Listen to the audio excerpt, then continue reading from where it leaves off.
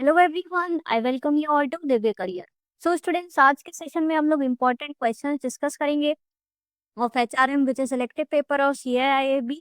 So this is the part one में हम लोग ने first set of important questions discuss करे थे, जिनके मिस हो गए हैं वो प्लेलिस्ट से जाकर चेकआउट कर सकते हैं। चैनल को जरूर से सब्सक्राइब कर दीजिए, बेल आइकन प्रेस कर दीजिए to get the timely notification of all the uploaded videos. इन सभी वीडियोस की पीडीएफ के लिए आप हमारा टेलीग्राम ग्रुप ज्वाइन कर सकते हैं। टेलीग्राम ग्रुप की लिंक मैंने डिस्क्रिप्शन बॉक्स में शेयर कर दी है।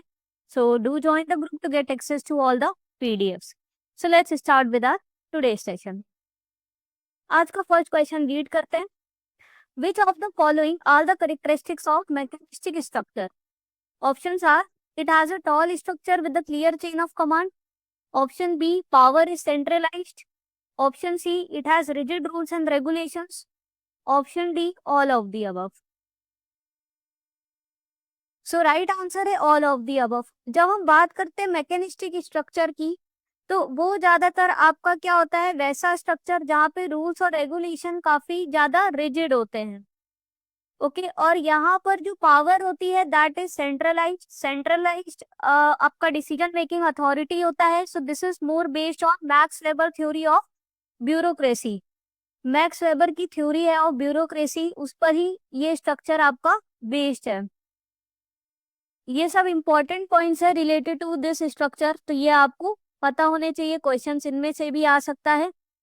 अब जो आजकल अगर रिसेंट ट्रेंड की बात करें तो उतना ज्यादा मैकेनिस्टिक स्ट्रक्चर फॉलो नहीं होता है लार्ज ऑर्गेनाइजेशंस में। अब जो है वो डिसेंट्रलाइजेशन ज्यादा यूज होता है instead of centralising the powers. तो अब जो ऑर्गेनाइजेशन देखने को मिलता है structure that is more organic structure.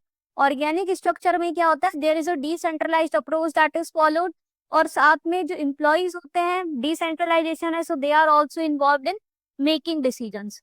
Okay, ये देखिए मैंने सभी क्वेश्चंस के साथ एक्सप्लेनेशन भी दे दिया है which you can read from our PDFs. उसके लिए आप टेलीग्राम ग्रुप ज्वाइन कर लीजिएगा। नेक्स्ट है, which theory suggest that individuals get a sense of identity and self esteem based upon their membership in salient groups? Options are: social identity theory, option B social exchange theory, option C social relationship theory, option D none of the above.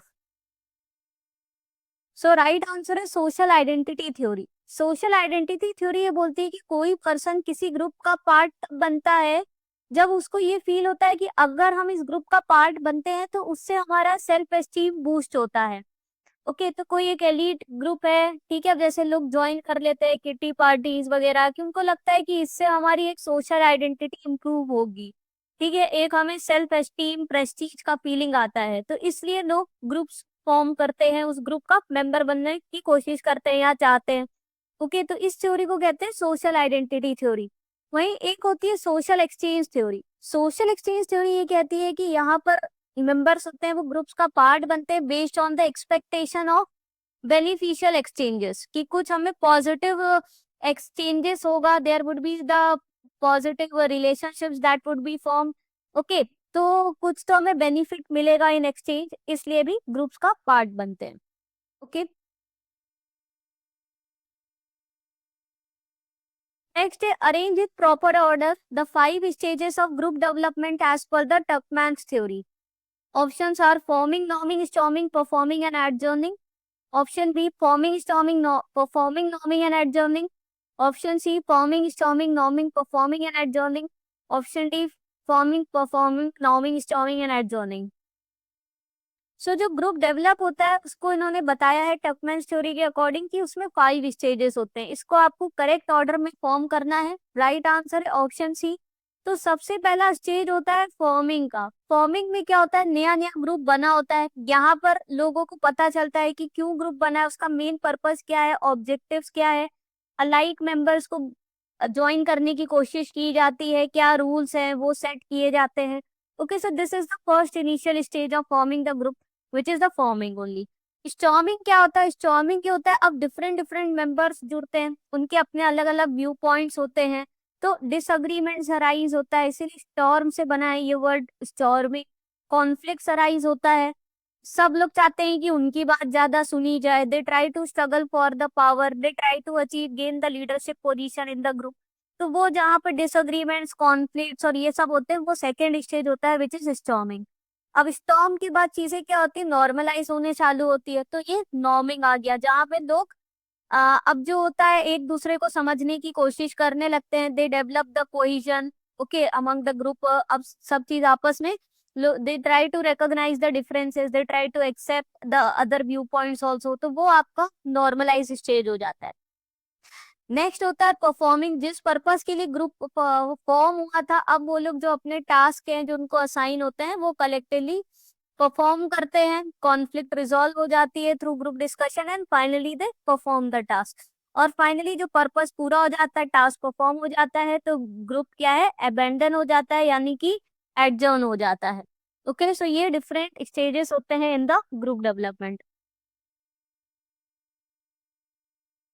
Next है dash is a process by which an organization utilizes the knowledge, skills and abilities of employees in the formulation and execution of its business strategy.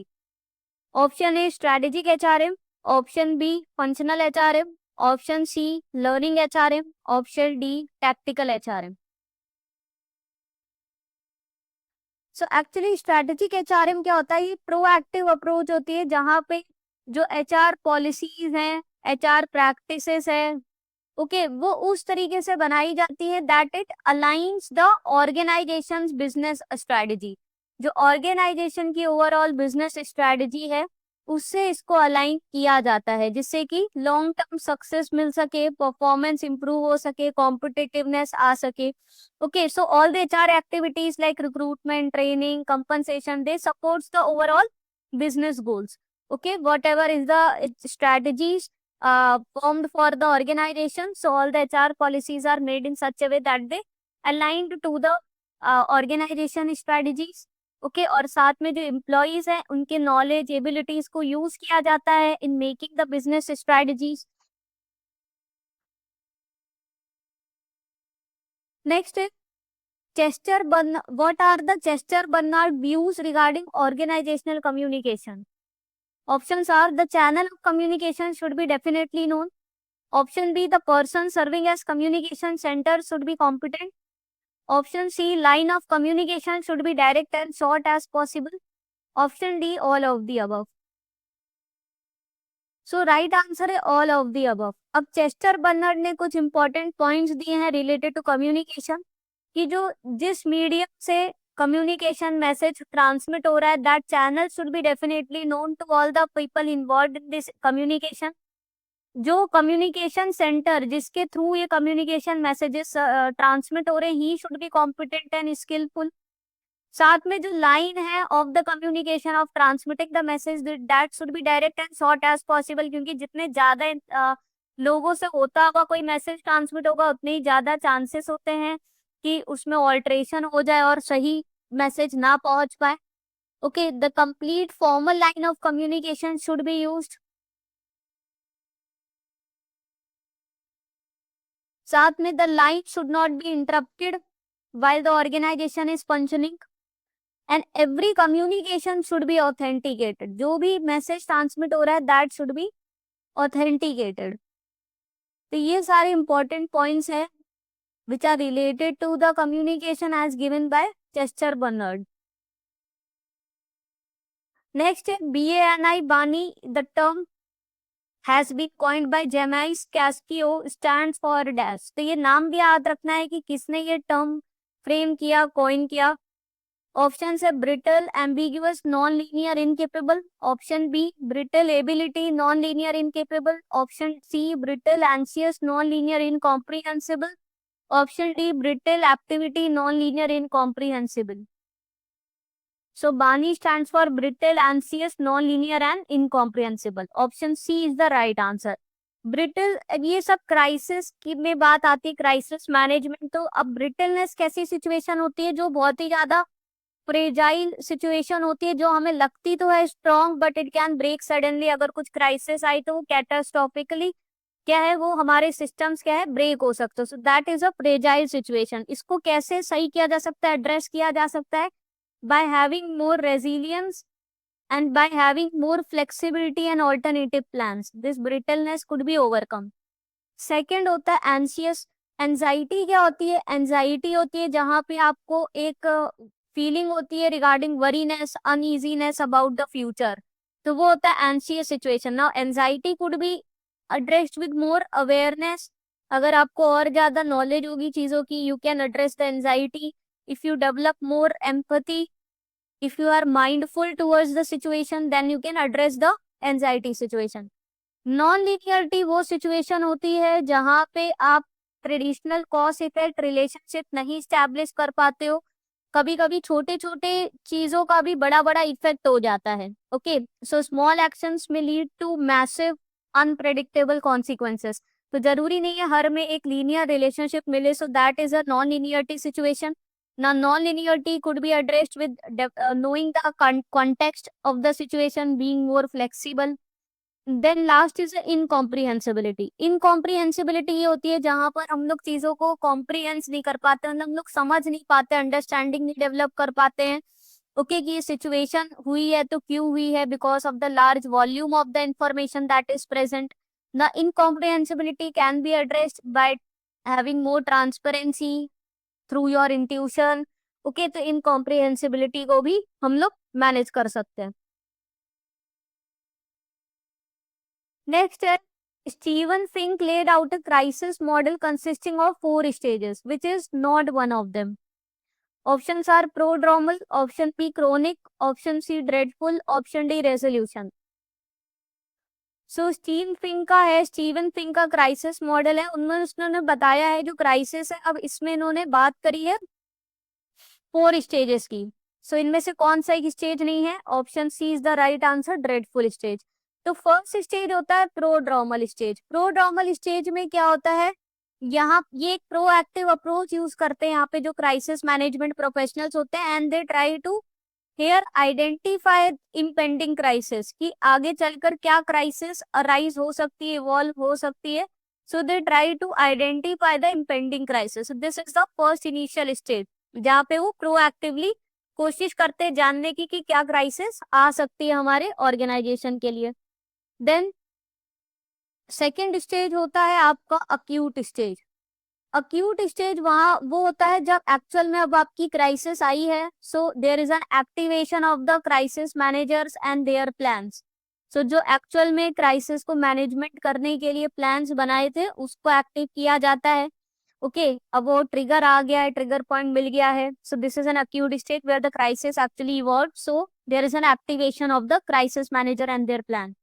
Then third stage is a chronic stage which refers to lasting effect of crisis, जहाँ देखा जाता है कि भाई अब जो crisis है उसका क्या क्या लास्टिंग इम्पैक्ट पड़ा है ऑर्गेनाइजेशन पे, क्या क्या चीजें उससे इम्पैक्ट हुई है, जैसे अर्थक्वेक, फ्लड वगैरह आता है। So it leads to the long lasting impact.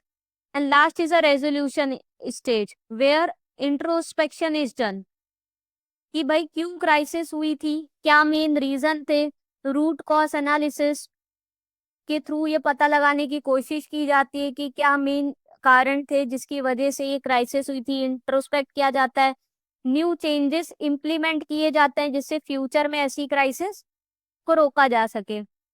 Okay, सो ये 4 स्टेजेस हैं। प्रोड्रोमल जो प्रोएक्टिव अप्रोच यहाँ पे क्राइसिस मैनेजर अडॉप्ट करते हैं, they try to identify the crisis.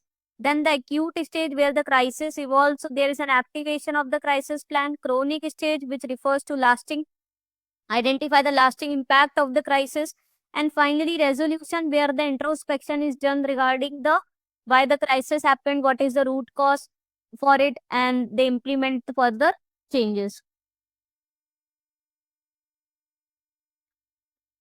Next step, which is not one of the types of HR analytics used by the businesses. Options are descriptive analytics, option B diagnostic analytics, option C predictive analytics, option D prescriptive analytics। Actually इसका right answer है आपका diagnostic analytics. सो देखिए 3 तरीके के HR analytics की बात हुई है। एक है आपका डिस्क्रिप्टिव एनालिटिक्स जो हमें व्हाट का आंसर देता है regarding what has happened in the past. Predictive हमें बताता है what is likely to happen in the future।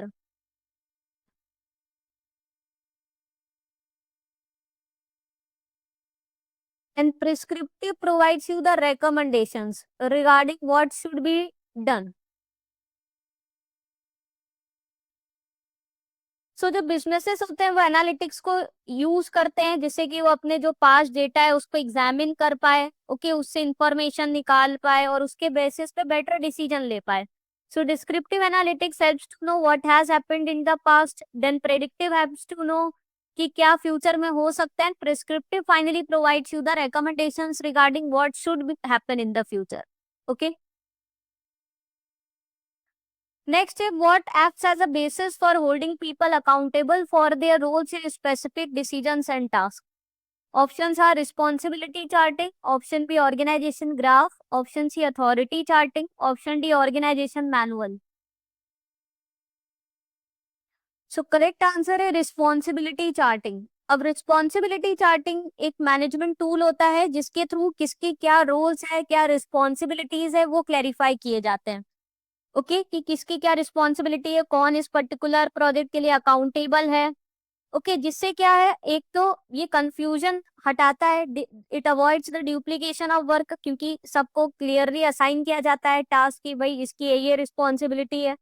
Okay, so it helps to identify कि किसकी क्या रोल्स हैं. Okay, and helps to understand the expectations, helps to hold the people accountable and responsible for their work, helps to improve delegation, communication, teamwork. के तो जैसे अगर कोई भी कंफ्यूजन का स्टेट हो ऑर्गेनाइजेशन में तो रिस्पॉन्सिबिलिटी चार्टिंग यूज करी जाती है जिसके थ्रू ये पता लगा पाते हैं कि कौन कौन से पर्सन इंगेज थे इन दिस प्रोजेक्ट, किसकी क्या क्या रिस्पॉन्सिबिलिटी थी, तो जिससे कि वो अकाउंटेबल बन सके for their decisions and actions they have taken. Next, dash can be defined as that component of knowledge which can be codified and transmitted in a methodical and prescribed language. Options are tacit knowledge, internal knowledge, explicit knowledge, imbibed knowledge. So right answer है explicit knowledge. Explicit knowledge वो होती है जिसको कि हम transmit कर सकते हैं, codify कर सकते हैं through documents, through databases, ठीक है, manuals, चार्ट्स, इसके थ्रू आपके अपनी जो आपकी नॉलेज है उसको दूसरों तक ट्रांसमिट कर सकते हो. जब आपकी नॉलेज, आपने उस नॉलेज को लेकर आपने बुक लिख दी, कोई डॉक्यूमेंट रिलीज कर दिया, तो अब बाकी लोग उसको पढ़ेंगे तो उनको भी उस चीज की नॉलेज मिल जाएगी. So that is an explicit knowledge. Basic knowledge होती है जो हमारी इंटरनलाइज्ड नॉलेज होती है, जो हम एक्सपीरियंस के थ्रू बिल्डअप करते हैं, जो हमारे इंट्यूशन पे बेस्ड है. So it is difficult to articulate और रिकॉर्ड सच नॉलेज. सो एक टर्म यूज होता है विच इज नॉलेज मैनेजमेंट.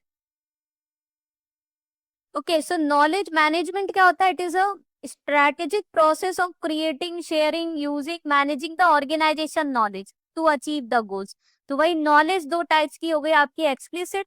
अब डिफरेंट डिफरेंट एम्प्लॉयज, उनके पास डिफरेंट डिफरेंट नॉलेज है, तो जिस टाइप की नॉलेज को आप ट्रांसमिट कर सकते हो एक एम्प्लॉय से दूसरे एम्प्लॉय तक by transmitting through by using in database, manual, charts, तो उसको explicit कहते हैं. The other knowledge which is internalized by the employees on the basis of their experience, that is a tacit knowledge. Next, which of the statement is incorrect regarding Industrial Relations Code 2020? Option A merges the laws on trade unions, conditions of employment and dispute resolution into one code. Option B, for standing orders, threshold increased from 100 to 300 workers. Option C, under the skilling fund, employees contribute 10 days wages to the retrenched workers through a fund to their reskilling. Option D, introduces formal recognition for the majority unions or councils with 20% representation for collective bargaining. So, कौन सा statement incorrect है regarding Industrial Relations Code of 2020? Option C incorrect है. So देखिए, industrial relation code लाया गया था जिसमें जो 3 मेजर सेंट्रल लॉज थे, जिसमें आपका था industrial dispute act of 1947, then trade unions act of 1926 और lastly industrial employment standing orders act of 1946.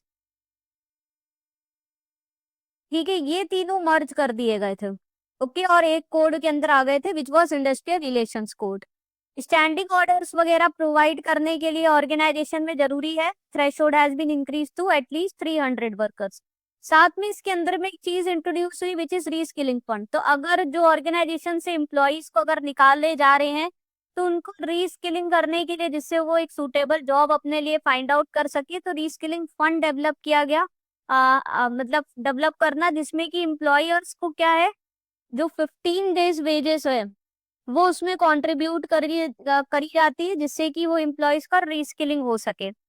साथ में इसमें ट्रेड यूनियंस है तो उनको भी एक फॉर्मल रिकॉग्निशन दिया गया। अब जो भी ट्रेड यूनियंस है उसमें था कि 51% रिप्रेजेंटेशन होना चाहिए उन वर्कर्स का who belong to that industry और इस्टेब्लिशमेंट। और अगर किसी भी एक स्पेसिफिक ट्रेड यूनियन में 51% मेंबर्स नहीं होते हैं, सो काउंसिल्स फॉर्म करना जिसमें एटलीस्ट 20% रिप्रेजेंटेशन है, जिससे कि वो कलेक्टिव बार्गेनिंग कर सके। तो कलेक्टिव बार्गेनिंग तभी हो सकती है या उनके इंटरेस्ट लार्जर बेस पे तभी फोर्थ हो सकते हैं जब मेजॉरिटी हो। ओके, तो उसके लिए इसकी बात करी गई। साथ में इसमें फिक्स टर्म एम्प्लॉयमेंट को भी लीगल बेसिस दिया गया इस कोड के अंदर में, fix term employment. So they were also given equality with the permanent workers in terms of wages और वर्किंग कंडीशन अलाउंसेस। ओके, तो ये सारे इंपॉर्टेंट पॉइंट्स है related to industrial relations code. Next is which of the statement is correct regarding compliance to be done by industrial establishment under Industrial Relations Code 2020? So option A, industrial establishment employing 20 or more workers must have constituted grievance redressal committee. Option B, industrial establishment employing 100 or more workers must have constituted work committee. Option C, industrial establishment employing 300 or more workers must prepare draft standing orders. Option D, all of the above.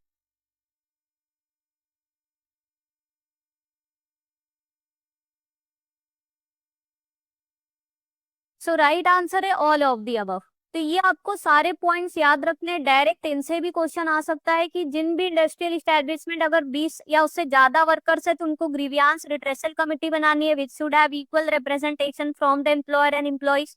तो अगर उनको किसी भी तरीके का employees को workers को ग्रीवियांसेस है that would B retrace through this committee. साथ में अगर 100 या उससे ज्यादा वर्कर्स हैं तो उनको वर्क कमिटी स्टैब्लिश करनी। Again there should be equal representation of workman and the employers. और साथ में अगर 300 या उससे ज्यादा वर्कर्स है तो उनको स्टैंडिंग ऑर्डर्स प्रिपेयर करने हैं जो कि लीगली बाइंडिंग रूल्स होते हैं regarding the employment conditions. Okay, तो ये सारे इंपॉर्टेंट पॉइंट्स है। Right answer is all of the above.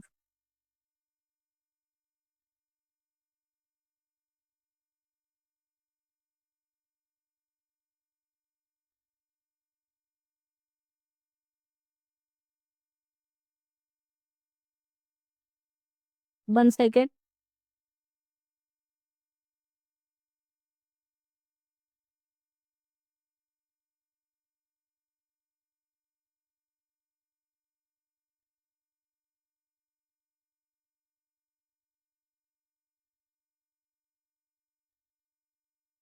हाँ, तो हम लोग थे यहाँ पे।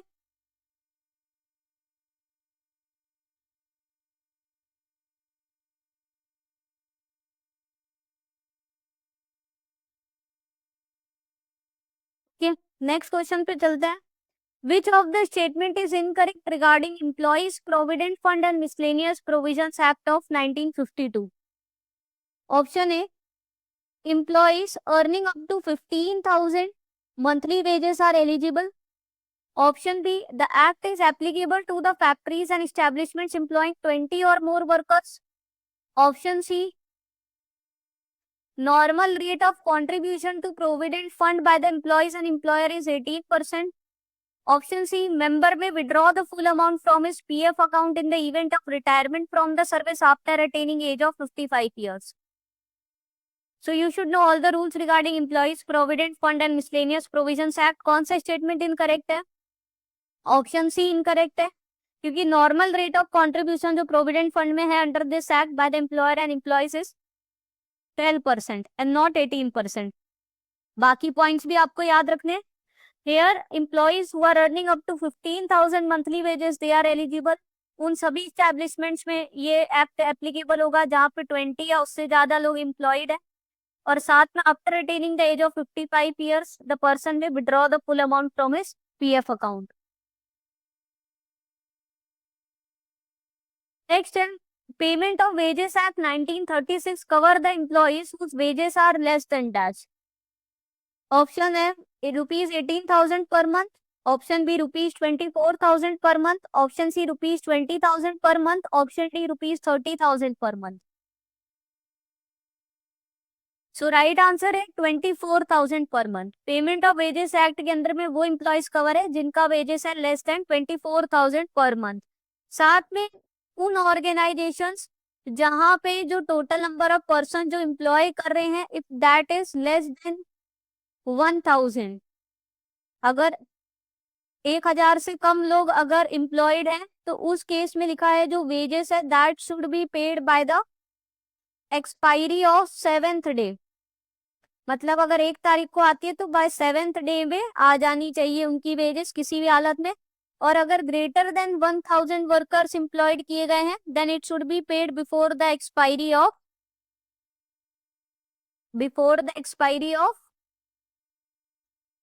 10th day after the last day of the wage period. तो जो भी लास्ट डे है वेज पीरियड का उसका 7वें दिन तक उसके पहले तक आ जानी चाहिए बिफोर द एक्सपायरी, अगर 1,000 पर्सन से कम लोग एम्प्लॉयड है।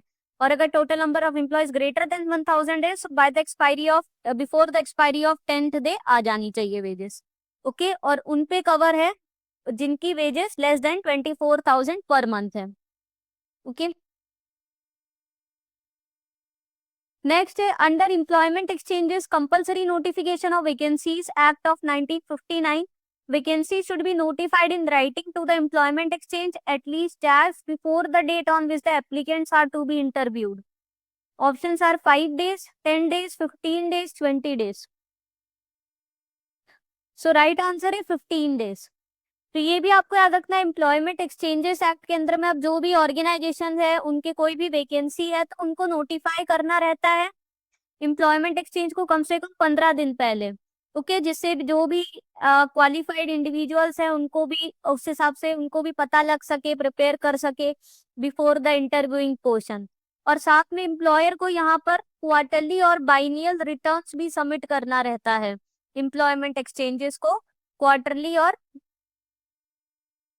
बाइनियल रिटर्न सबमिट करना रहता है जहां पर वो पूरा डिटेल देते हैं कि उनके अभी कितने नंबर ऑफ एम्प्लॉयज हैं, कितनी वैकेंसी पोजीशंस हैं, what is the occupational classification of the employees who are working, वो सारी डिटेल्स भी इस रिटर्न के अंदर में सबमिट करनी होती है।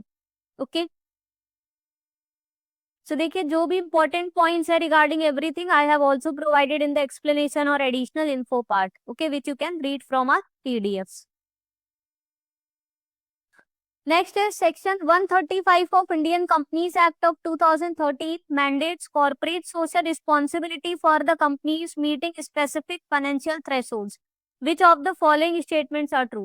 Applicable on the companies with a net worth of 500 crores or more in the previous financial year. Option B, applicable on companies with a turnover of 1,000 crore or more in the previous financial year. Option C, applicable on companies with a net profit of 5 crore or more in the previous financial year. Option D all are true. So इसका right answer है option D all are true. और ये आपको याद रखना है उन सभी कंपनी जिनका नेटवर्थ कम से कम 5 करोड़ या उससे ज्यादा है, टर्नओवर 1,000 करोड़ या उससे ज्यादा है, नेट प्रॉफिट 5 करोड़ या उससे ज्यादा है। इनमें से कोई भी अगर एक कंडीशन फुलफिल होती है तो उन कंपनीज को मैंडेटरी अपना जो 2% of their average net profits जो उनका रहा है पिछले 3 सालों का ऑफ प्रीसीडिंग 3 ईयर्स, पिछले 3 सालों का जो उनका एवरेज नेट प्रॉफिट रहा है उसका 2% उनको कंट्रीब्यूट करना रहता है टुवर्ड सीएसआर एक्टिविटीज। ओके, तो ये सब पॉइंट्स आपको याद होने चाहिए, ऑल आर इम्पोर्टेंट, इन सब पे से क्वेश्चंस आते हैं। तो ये भी याद रखिएगा क्या रिक्वायरमेंट है कितने कितने अमाउंट की, और साथ में 2% they have to invest in the CSR activities, 2% of their average net profit of the last 3 years. Next है which of the statements is incorrect, which of the statements are true regarding elements of learning. Option A, learning involves behavioral change. Option B, changes resulting from growth and maturity are not considered as learning. Option C, behavioural change should last for a long time. Option D, all of the above. So there are 3 elements of learning. पहला तो अगर आप कोई चीज learn कर रहे हो, कुछ लर्निंग हुई है, तो that should be reflected in your behaviour. अगर आपने कोई भी नई चीज सीखी है, so that you should implement. Okay, so there should be a behavioural change. ये सही है. If there is a changes which you is reflected in your behaviour from the growth या मेच्योरिटी के साथ कोई चीजें आपने सीखी है, that will not be considered as a learning. तो ये भी सही है.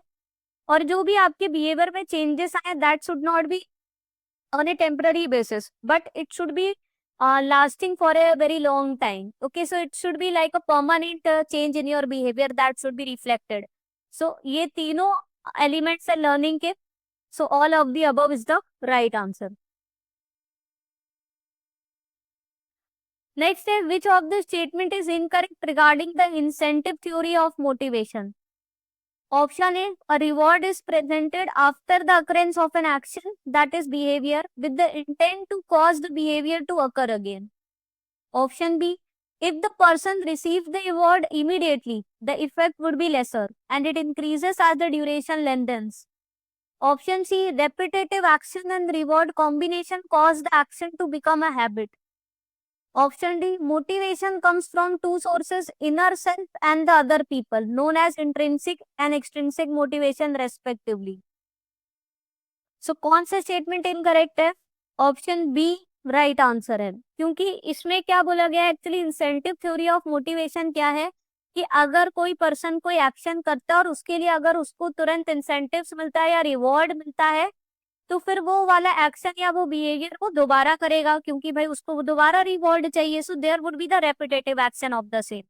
सो reward is presented after the occurrence, तो उससे क्या होगा, वो बिहेवियर दोबारा से करेगा. तो ये सही है. बट अगर हमें एक्शन जो हमने किया उसके लिए अगर हमें तुरंत रिवॉर्ड मिल जाता है, तो उसका इफेक्ट इंसान के ऊपर ज्यादा होता है कि भाई हाँ, हमारे इस एक्शन को प्रेज किया गया. और इसी का इम्पैक्ट कम पड़ता है अगर बहुत ही लंबे समय बाद उसका रिवॉर्ड दिया गया. तो इसलिए ऑपोजिट लिखा है, person receive the reward immediately, effect would be greater. और इसका इम्पैक्ट क्या है, कम होता जाता है as the duration of the reward increases. So this is the wrong statement. और अगर रेपिटेटिव आपको हर किसी एक्शन के लिए रिवॉर्ड मिल रहा है, so that action becomes your habit, ये भी सही है. और दो तरीके की मोटिवेशन होते हैं, one is the intrinsic motivation, जो आपको इनर सेल्फ से कोई चीज होती है जो आपको मोटिवेट करती है, अदर इज द एक्सट्रिंसिक, जो आपको बाहर से अगर आपको अप्रिसिएशन मिल रहा है, रिवॉर्ड मिल रहा है, मॉनेटरी बेनिफिट मिल रहा है, so that is an extrinsic motivation. तो मोटिवेशनल थ्योरीज देखिए बहुत सारी हैं, जैसे विक्टर ब्रूम की, एडम की, मैस्लो हायरार्की, तो वो सारी हम लोग ने ऑलरेडी एबीएफएम में कवर करी है. ठीक है, इसीलिए हमने इन दोनों ही सेशंस में उनके ऊपर क्वेश्चन नहीं लिए हैं, बट एग्जाम में आते हैं. तो वो सारी मोटिवेशनल थ्योरीज एक बार रिवाइज कर लीजिएगा. इंसेंटिव थ्योरी ऑफ मोटिवेशन एबीएफएम में नई चीज से इस पर क्वेश्चन लिया है. बाकी जितनी भी थ्योरीज थी आपकी, फ्रेडरिक हर्जबर्ग की जो भी थ्योरी थी आपकी, ओके, आपकी मैस्लोस थ्योरी थी, वो सारी मोटिवेशनल थ्योरीज पढ़ लीजिएगा. ओके, क्योंकि वो अगेन पार्ट है आपके एचआरएम का. Next is dash method, also known as the attachment method, is aimed at training a person who is going to replace the existing superior. Options are mentoring, option B coaching, option C understudy, option D reinforcing. So right answer है under study. Under study में क्या होता है, एक person होता है, उसको choose किया जाता है और उसको ट्रेन किया जाता है. ओके, तो कैसे ट्रेनिंग दी जाती है, उनको कोई एक स्पेसिफिक प्रोजेक्ट दे दिया जाता है. तो और वो प्रोजेक्ट उसी से चीज से रिलेटेड होता है जिस टाइप का वर्क उसके सुपीरियर अभी हैंडल करते हैं. तो जिससे जब वो सुपीरियर अब रिजाइन करने या वो रिटायर हो रहा हो, तो उसकी रिस्पॉन्सिबिलिटीज को ये जो प्रेजेंट एम्प्लॉय है वो अच्छे से हैंडल कर सके. ओके, तो इस चीज को कहते हैं under study, which is also known as attachment method, जहाँ पे हम एक स्पेसिफिक पर्सन को ट्रेन करते हैं. Okay, by assigning him a specific project which is related to the responsibilities or the duties which were presently handled by his superior. So now because we are going to replace the superior with that person, तो उसके लिए उसको specifically train करते हैं. तो इसको हम लोग under study कहते हैं. Okay. नेक्स्ट है, as per which theory of ethics people have a duty to respect other people rights and treat them accordingly. Option A John Stuart Mill's utilitarian theory, option B Immanuel Kant's deontological theory, option C Aristotle's virtue theory, option D none of the above.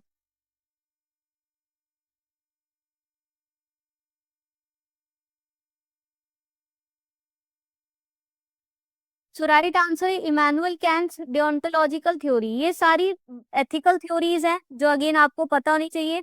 Emmanuel cantt ने दी थी deontological theory. Deontological theory को हम लोग कहते हैं ethics of duty भी। तो ये कहता है कि जब कोई भी एथिकल सिचुएशन आती है तो उसमें हम लोग को क्या करना है, हमारी क्या ड्यूटी है, उसको आइडेंटिफाई करना होता है और उसके हिसाब से राइट डिसीजन लेना होता है। So it is a duty of the people to respect also other rights, दूसरों की क्या राइट्स है उसको समझना, उसके हिसाब से उनको ट्रीट करना, और एथिकल सिचुएशन में हमें अपनी ड्यूटी को समझना और उसके हिसाब से राइट डिसीजन लेना। ओके, तो ये बोलती है थ्योरी। यूटिलिटेरियन थ्योरी है जो जॉन स्टुअर्ट मिल ने दी थी। यूटिलिटेरियन थ्योरी ये कहती है कि वो ही एक्शन हमारे सही है जिससे कि प्लेजर या हैप्पीनेस है। अगर दूसरों को हमारे एक्शन से खुशी मिलती है या उससे वो वेलफेयर अराइज होता है, सो वो एक्शंस क्या है, राइट एक्शन है, एथिकल एक्शन है। और अगर किसी एक्शन से दूसरों को तकलीफ होती है, डिसप्लेजर सिचुएशन अराइज होती है, there is a reversal of happiness, तो वो अनएथिकल एक्शंस होते हैं। फिर लास्ट है एरिस्टोटल की वर्च्यू थ्योरी। वर्च्यू थ्योरी ये कहती है कि जो एथिकल बिहेवियर क्या होता है, it is an integrity of our own character. तो जिसमें उन्होंने कहा कि अगर हमें वर्चुअस होना है so we must display prudence, we must display temperance, courage and justice. तो ये सब निशानी होती है वर्चुअस कैरेक्टर की। ओके, सो हमें क्या है, एथिकल कब हो सकते हैं, जब हम वर्चुअस होंगे, हमारा कैरेक्टर क्या होगा, इंटेग्रिटी तभी बिल्डअप होगी जब हम लोग ये सारी चीजें डिस्प्ले करेंगे। Okay, so these are consider to be the virtuous things. तो ये आपकी तीन अलग अलग यूटिलिटेरियन, डोंटोलॉजिकल और वर्चुअल थ्योरी है। किसने कौन सी थ्योरी दी है वो भी याद रखिएगा, और क्या ये थ्योरी कहना चाहती है ये भी समझिएगा। ओके, तो इस पे आपके क्वेश्चंस आपको देखने को मिलेंगे। सो स्टूडेंट्स, इसी के साथ हमारा आज का सेशन ओवर होता है। तो जितने भी इंपॉर्टेंट क्वेश्चंस हो सकते थे हमने 2 पार्ट्स में कवर कर दिए हैं। इन दोनों की वीडियो, इसकी पीडीएफ आपको हमारे टेलीग्राम ग्रुप में मिल जाएगी, तो वो ज्वाइन कर लीजिएगा। साथ में अगर आपको सेशन पसंद आया हो तो जरूर से लाइक करके चैनल को सब्सक्राइब कर दीजिए, बेल आइकन प्रेस कर दीजिए to get the timely notification of our uploaded videos. See you in the next session. Thank you.